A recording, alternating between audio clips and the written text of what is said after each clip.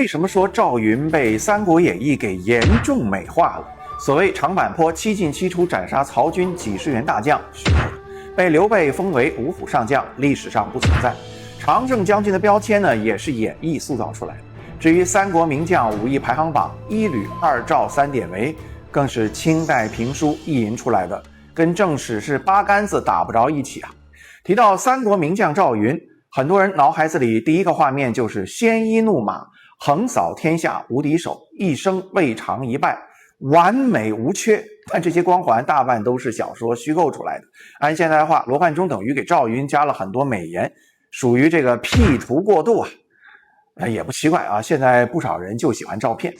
先说说《三国演义》里有哪些刻意神话和拔高赵云的地方。一、长坂坡单骑救主7进7出，严重夸大。关于赵云单骑救主这段历史确实存在，但《三国志·赵云传》只有短短7句话，没有百万军中厮杀，赵云反复出入曹军7进7出，让人血脉喷张的戏剧性情节。这是赵云最家喻户晓的名场面，史实存在，但规模呢被极度夸张了。二、五虎上将历史不存在。刘备自立汉中王之后，只封了4位四方将军，关羽是前将军，张飞是右将军，马超是左将军，黄忠是后将军，赵云只是义军将军，级别低于4人。五虎上将是罗贯中结合民间评话创造出来的。三、常胜将军的标签演绎塑造。史书没有任何地方称呼赵云为常胜将军。赵云有独立领兵作战记录，打过胜仗，但很少像曹操、诸葛亮和周瑜那样指挥大规模兵团作战的经验，甚至这个恰恰是赵云的短板。关于这一点呢，后面会分析。四、所谓三国武将的武艺排行榜瞎编的。1吕2赵3典韦源自清代评书，和正史毫无关系，这个前面提到就不多说了。然而近些年关于对赵云的评价呢，网上也趋于两极分化，一边把赵云封神，一边刻意贬低赵云，说他不过就是个普通的保镖，从头到尾都不受刘备的重用。这种说法呢，同样是无稽之谈。那么历史上的赵云究竟有过什么样的经历和战绩？他和刘备的私人关系究竟如何？他在蜀汉的一批名将当中究竟处于一个什么样的位置？为什么罗贯中要放大他的战斗力、传奇经历和个人光环，把他塑造成《三国演义》里最接近完美的武将形象呢？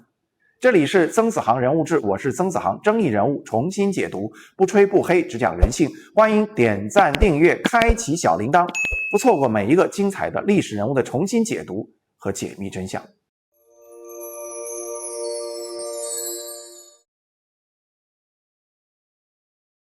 赵云字子龙，常山真定人，就是今天的河北正定。关于赵云的长相，《三国志·赵云传》引用《云别传》里的8个字：身长8尺，姿颜雄伟，翻译成白话文就是身高1.8米的威猛帅哥。赵云的出身不可考，但是呢，可以推断出他出身并不贫困，家境应该还不错。这个后面也会分析到。他最早跟的人其实不是刘备，而是河北当地的军阀公孙瓒。那个时候刘备四处漂泊，寄人篱下，在公孙瓒那里求个立足之地。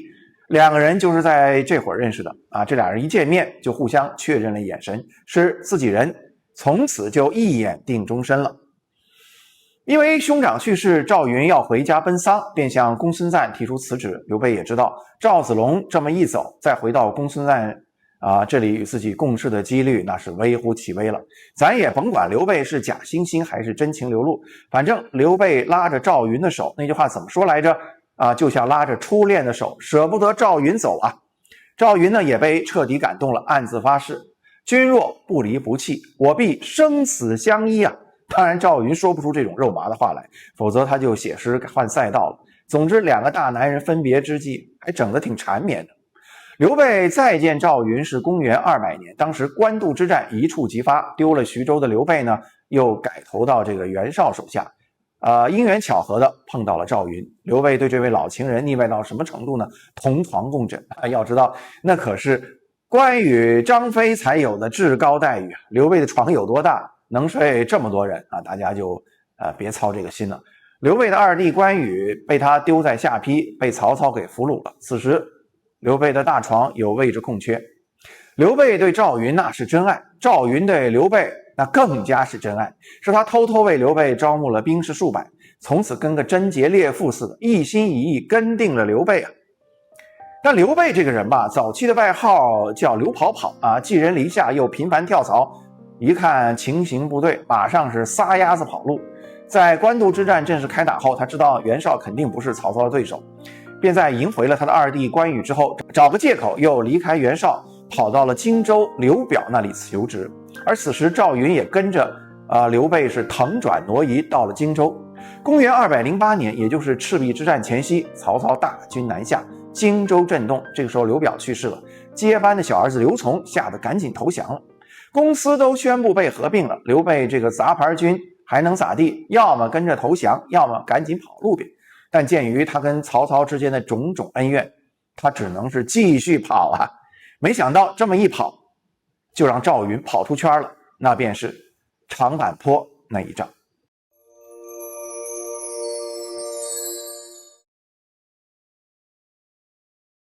当时曹操这一边是轻骑突击，典型的快刀追杀；刘备这边呢，则是带着全家和一堆老百姓跑路，甩不掉人家。眼看着后路要断，刘备不得不做了一个极其残酷的决定，舍弃部分家属和百姓，先保军队。《三国志》只淡淡一句，弃妻子独与关张等数十骑走，写得极冷静，但你可以想象当时现场有多混乱。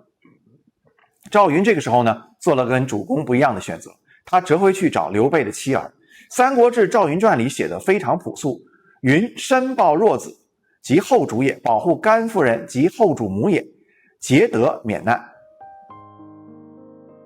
三国志》把这段戏剧化成单骑救主，七进七出，枪挑曹营，杀得曹操是大惊失色啊。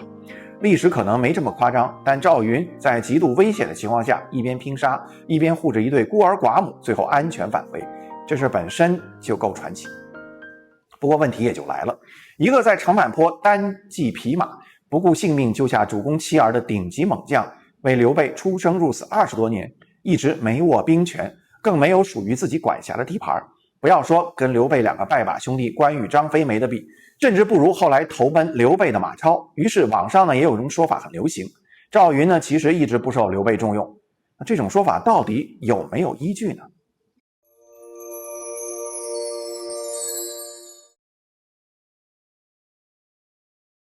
根据这个《三国志》的记载啊，长坂坡勇救幼主之后，赵云先被封为衙门将军，这是干什么的？有人考证了，衙门将军其实主打核心防御的。后来刘备入蜀，赵云留守荆州，刘备东征孙权，赵云驻守后方江州，镇守要道。刘备在拿下荆南4郡之后，便把4郡之一的贵阳郡交给了赵云。赵云被刘备任命为偏将军，并取代投降的赵范兼任贵阳太守。这叫不重用赵云吗？要知道，那可是漂泊了大半辈子的刘备拿下的第一块地盘呢。但刘备对赵云的安排显然跟关张不一样，关张适合外放领兵，赵云适合留在身边掌控禁军，守护腹地。如果不信任，不可能让他保护老婆孩子。也就是说赵云长期的职责是刘备的中军，禁卫核心，掌管轻兵，保护主公，家眷安全。这种岗位君主只会交给绝对信任之人，外人根本无法担任，相当于君主禁卫统领，贴身心腹。那么有人就要问了，赵云有武功有资历且浑身是胆，为什么刘备不安排他像关羽和张飞那样在外统兵独当一面呢？结合史料我觉得有可能有以下2个原因。第一，就是赵云不擅长独自统帅大军攻城略地，不具备主持大型会战能力。为什么这么说呢？要知道这个从东汉末年到三国时期，军阀混战，群雄割据，大大小小各种战役成百上千。三国志中绝大多数武将都可谓身经百战，但赵云传中有关赵云直接参加的战役，加上为三国志作注的裴松之引用的云别传，比较详细的描写只有2处。一处是汉水之战，赵云以少胜多，用疑兵击败曹军。刘备视察战场时赞叹，子龙一身都是斩这是正史中赵云最亮眼的一战。还有一处是诸葛亮第1次北伐，赵云、邓芝率领偏师据守击鼓，强装主力吸引曹魏大军，兵力悬殊下，虽然战败，但军队有序撤退，没有大规模的人员伤亡和丢盔卸甲，受到诸葛亮的肯定。而且在这2次战役中，赵云的角色更像一个执行者，而非处于指挥和调度的中枢。由此可见，赵云打仗够勇猛，也稳健，也懂兵不厌诈，但显然还够不上曹操、诸葛亮和周瑜这种全军统帅。可见赵云是将才，不是帅才。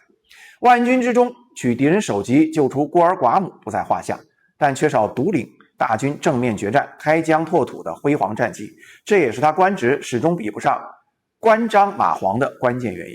赵云的定位有点像汉初的樊哙，也是作战勇猛，但更多充当刘邦保镖的角色，或者战场前锋杀敌，但没有像韩信那种直接统兵的能力。第二，跟赵云的性格有关。赵云什么性格啊？除了对老板忠心耿耿，就是坦荡直白，不好色，不贪财，不结党。说到这个赵云不好色，《三国志·赵云传》引用《云别传》里记载了这么一件小事儿：刘备打向贵阳后，派赵云去接管。原贵阳太守赵范贼心不死，先是跟赵云结拜兄弟，然后打算呢用美女来腐蚀蜀汉的革命好干部，要把这个守寡的漂亮嫂嫂介绍给赵云。看看赵云怎么说吧。赵云说：“你嫂子就是我嫂子，我怎么能做这种禽兽不如的事儿呢？”要知道，被刘备偷腥过的人，其实一般人可以撬动墙角的。人家赵云早就跟关羽和张飞一样，咱生是刘大哥的人，死是刘大哥的鬼。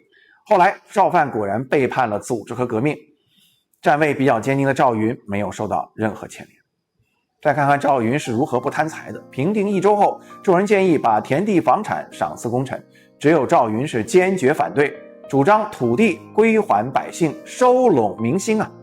关羽被孙权设计杀害后，刘备执意起兵伐吴，满朝文武不敢劝阻，只有赵云是直言进谏，冷静分析利弊。我是怎么想的就是怎么做，我是怎么做的我就怎么想，没有太多花花肠肠。有人说赵云这样的人大抵是把知行合一落实得相当好的一个人。相反，刘备如果把赵云也推成一方大将，让他像关羽那样镇守一地，那么赵云势必在地方构建自己的班底，自己的利益链。以赵云那种刚直性格，很可能跟其他派系发生矛盾，甚至被人暗中排挤啊。而赵云本人似乎对抢地盘、抢人马、争权夺利不感兴趣。这也是我为什么认为赵云出身还不错，最起码小富即安。如果他像韩信那样从小落魄江湖，他绝对不是这种淡泊名利的性格，而是什么都要。一个从小极度贫困的人，绝对挡不住名利的诱惑。在蜀汉一帮开国元勋当中，赵云最大特点就是没有自己的地盘派系，他跟着刘备打天下，更多的作为直属部队，而不是某块地方的土皇帝。这在一开始是劣势，因为没资源，没独立权力，但在后来呢就变成优势了。它不会形成独立势力，所以对君主而言安全性极高啊。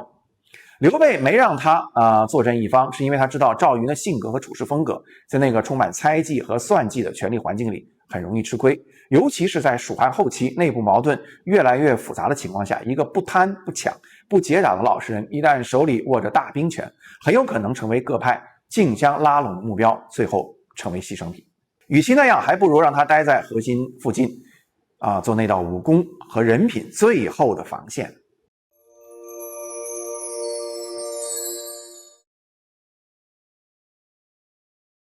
从现代人的眼光看，这赵云的人生结局似乎有点憋屈，没有最高的军衔，没有最大的地盘，没有最响亮的封号，也没有成为左右蜀汉大政的顶级权臣。